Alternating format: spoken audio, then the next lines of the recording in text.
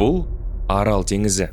Кеңес үкіметінің қолымен жасалған 20 ғасырдағы ең үлкен экологиялық қасіреттердің бірі. Бір кездері бұл жер теңізге тікелей шығатын, балық аулау мен консервілеу өнеркәсібі дүркіреп тұрған аймақтың жүрегі болған мекен еді. Бірақ табиғаттың заңын елемеу мен адам қолының қателігі теңіздің тартылуына әкелді. Ал кезіндегі судағы кемелер шөлде құмға көмілген мүсінге айналды. Бүгінгі Мойнақ қандай? Халқы қалай өмір сүріп жатыр? Осының барлығын өз көзімен көру үшін Қарақалпақстанның Мойнақ қаласына жол тартты. Сіздермен бірге осы жердің халқымен тілдесіп, теңіздің мұңын бірге сезініп, құм астында қалған тарихтың үнін бірге тыңдайық. Достар, менің арнама тіркелуді ұмытпаңыздар, өйткені бұл арнада өте пайдалы және қызықты шығарылымдар шығады. Коммент жазыңыздар, қолдап кетіңіздер. Ал біз болсақ, жалғастырайық.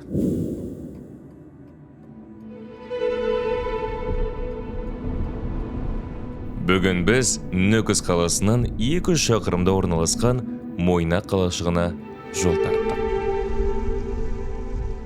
Біз Мойнақ қаласына келіп жеттік. Сенесіздер ме? Кезінде осы жердің барлығы су болатын. Арал теңізінің болғаны да байқалмайды. Орнында тек шөл, дала.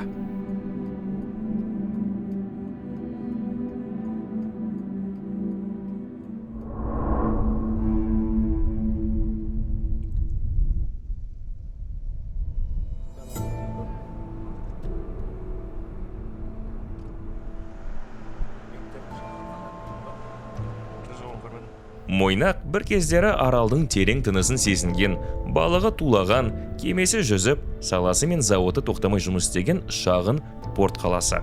Кеңес дәуірінде бұл өңір өмірге толы болатын. Теңіз желі бетін сипап, айлақ маңында күн сайын ондаған кеме сапарға шығатын. Мойнақтың аты бүкіл одаққа балық шаруашылығының орталығы ретінде таныс еді. Бірақ жылдар өте табиғат та, тағдыр да бұл жерге басқа бетбұрыс жазды. Арал теңізі тартылып, жағалау шегініп кетті. Бір кезде су шайған айлақтың орнында қазір кең шөл жатыр.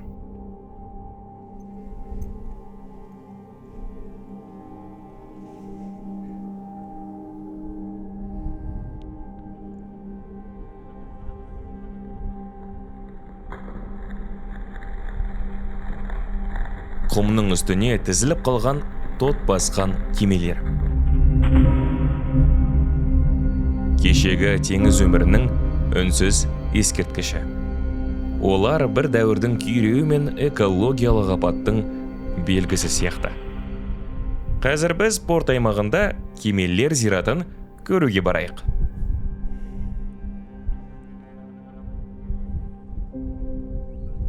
Мынау Арал теңізінің 1960 жылдағы картасы и мына линия ярымы Қарақалпақстанда, ярымы Қазақстанда болғанда, һәм Амудария Қарақалпақстан тарапынан, Сырдария болса Қазақстан тарапынан сол Арал теңізіне құйып тұрған.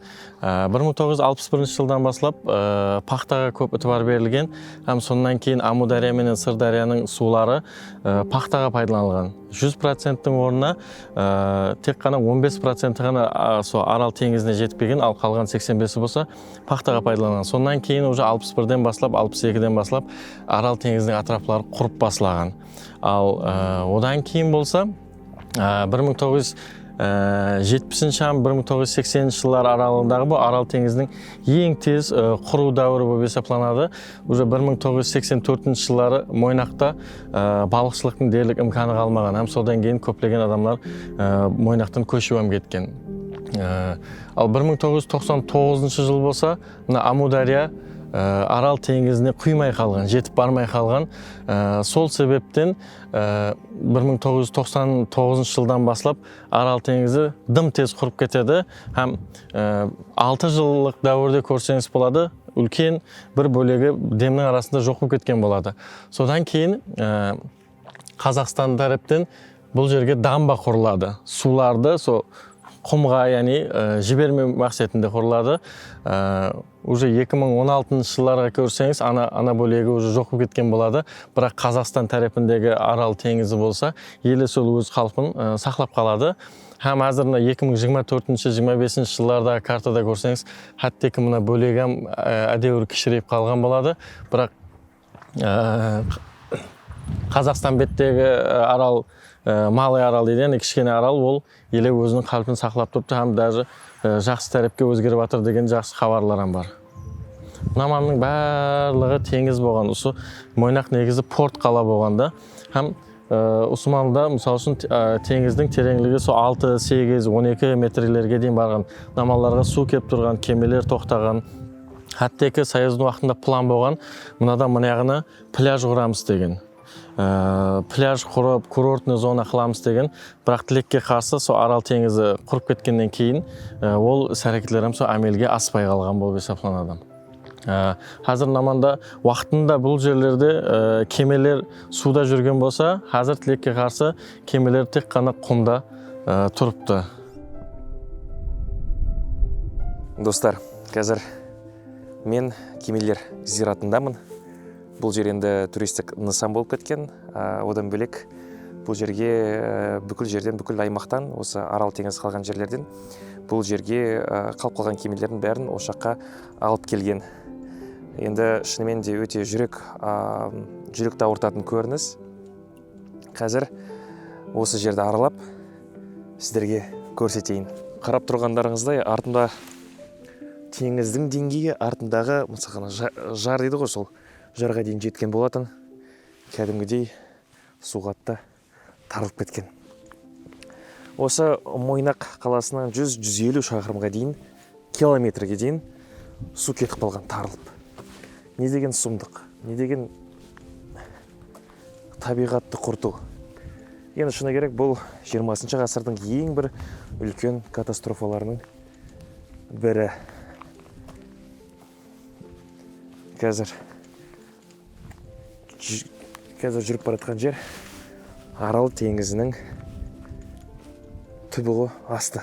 Арал теңізі таралып кеткеннен кейін, осы теңіздің орнында қалған жерде, бүкіл жерлерде осындай кемелер қалып қойған болатын.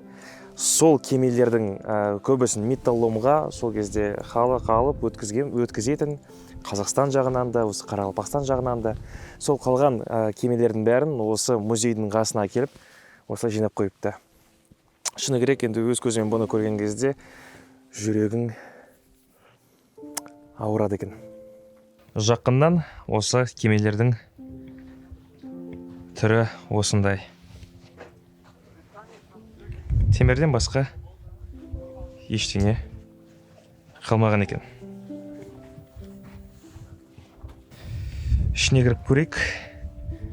Бұл жерде не бар екен?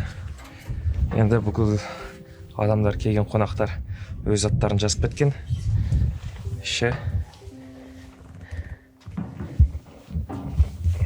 кәдімгі түк қалмаған екен ғой ішінде.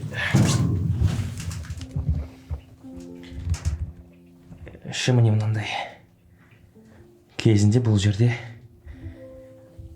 балық тасыған сияқты.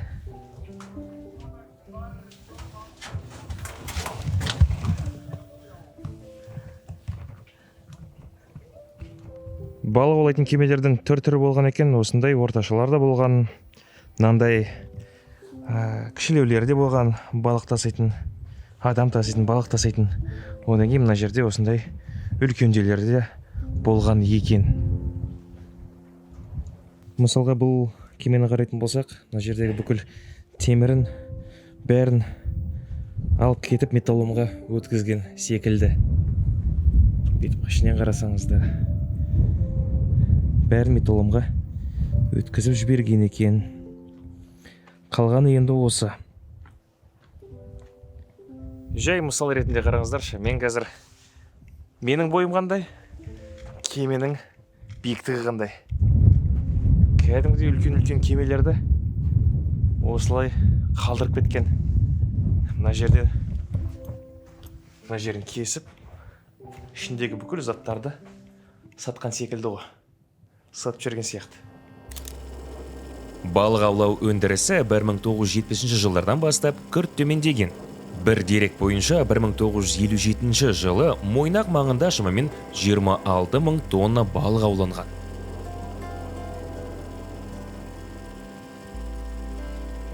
Ойлаңыздаршы, қаншама балық. Ал қазір балық та жоқ, су да жоқ.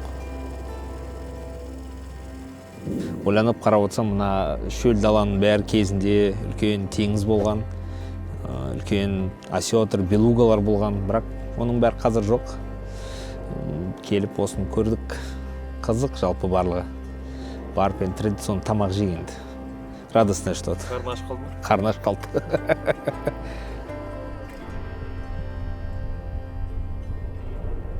Дегенмен Мойнақ тіршілігі тоқтаған қала емес. Көшелерінде өмір бар. Атасы мен әжесі күнін көріп, жас буын мектепке барады. Халқы қайсар, тағдырдың сынағына қарамай, өз мекенін тастамай отырған еңбекқор адамдар. Көпшілігі әлі күнге дейін теңізбен байланысты естеліктерді айтып отырады.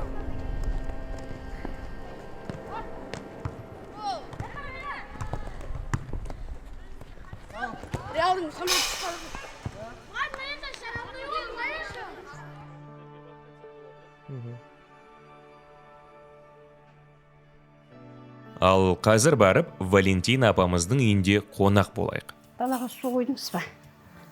Не жергеннен қара су болғанда бәрін басып болып, навалада басып алдынан қарапсына суды. Қарақалпақ халқының ұлттық тағамын жейік. Соғысы Мойнақ районында туып өстім. Кішкентай ағымызда судың толқыған дауысы естіліп тұратын еді. Өзім былайрақта комбина мереш деген жақ бар, сояқта тұрдым. Уақытта біздерде мынандай кішкентай жай, итарқа дейміз.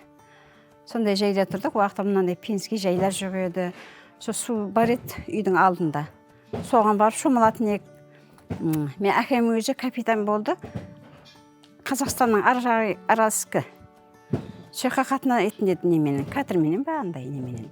Сон күтіп отыратын ек. Катер есіктің алдына келіп тұратын еді, су жақын еді. Ертеректен, не? Сол түнде күтіп отыратын ек, сол түнде келеді. Аралский компьютер келеді жақтан.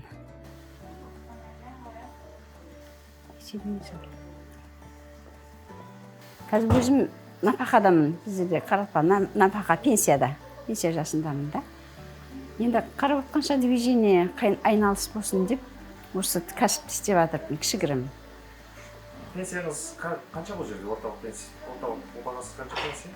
Қанша бар? Мен өзім 1 миллион 800 аламын, теңгеге шаққанда қанша болады? 1 миллион 800? 60-70 мың? Сондай болады, сондай болады. Зейнетақыдан бөлек осылай үйде шетелдік туристерді қарсы алады екен. Қасындағы дос көршілері осылай жиналып көмектеседі. 5 жылдай болып қалды. Туристер күнде келгенде сезонный келеді да, қыстың күні онша келмейді. Енді октябрьдің аяғына дейін келеді де, кейіннен мартта басталады. Енді жылған, не? Сол қыстың күні шамал демаламыз енді. Күнде келеді енді, күнде келгенде бір күндері аздау келеді, 3-4 қонақ келеді. Кейде енді бүгін мысалға көп қонақ. Барлық жерде отырады. Қазір біздер Қарақалпақтың милли тағамы жүгері күртік деген. Оның еті түйетауық. Түйетауықтың етінен. Түйетауығымыз мінекей. Андай. Осыларды пұштарлап қазанға саламыз. Мынау төсі мынау. Жамбастары мінекей. Қазір осы Қарақалпақтың ұлттық тағамы жүгері Күртік. күртік. Жер күртік деген тағам екен, оның ішінде не бар? Оның ішінде түйетауықтың көші һәм жүгерден істелінген күртік бар. Бұл нағыз қарақалпақлардың сүйіп жетуін ауқатларының бірі болып есептелінеді. Жүгері күртік сыйлы меймандарға. Түйетауық дейтініміз бізде индейка ғой, үндік. Сол сүйіп жетуін ауқатлардың бірі болып есептелінеді жүгері күртік деген. Енді отырыңдар. Ас болсын бәрі. Ас болсын. Дәмді болады деген ойдамыз енді. Бисмилля деп. Қалай? Жақсы деген айналу болады. Мынау аяғы как сыйлы қонаққа беріледі. Так что сен қонақсың ғой енді. Ат терлетіп келіп отырсың. Давай. Үлкен екен. Крылышкасын өзі қарашмын қандай. Керемет. Бұл қазір 3 сағатта қайнаған сорпа. Сорпаның қандай? Бағана айттың ғой, өзінің бір Нағыз мына индейканың дәмі, жалпы үндіктің дәмі осы сорпада білінетін болады. Қазір ішкен кезде дәмін көресің, байқайсың сразу. Керемет болады. Бұлай негізгі төс еті кішкене не келеді? Сухой болып қалады. Өйткені майлылығының барлығы сорпаға беріледі. Дұрыс айтпадым ба? Дұрыс. Сорпа етке, сорпа бетке дегендей, сорпа деген бұл жүйелі бүртіктің бір сәні болды. Және сен сорпа ішпегенсің ау деп берсің. Ас болсын. Ал енді дәмін көрейік.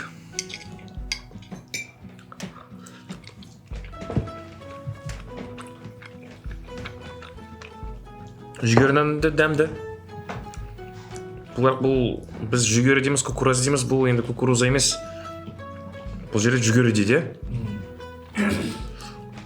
Ас болсын, қазір кішкене тамақ жеп, одан кейін қаланы аралауға қайта шығамыз. Ас болсын. Түскі асымызды жеп, қалаға қайта оралайық.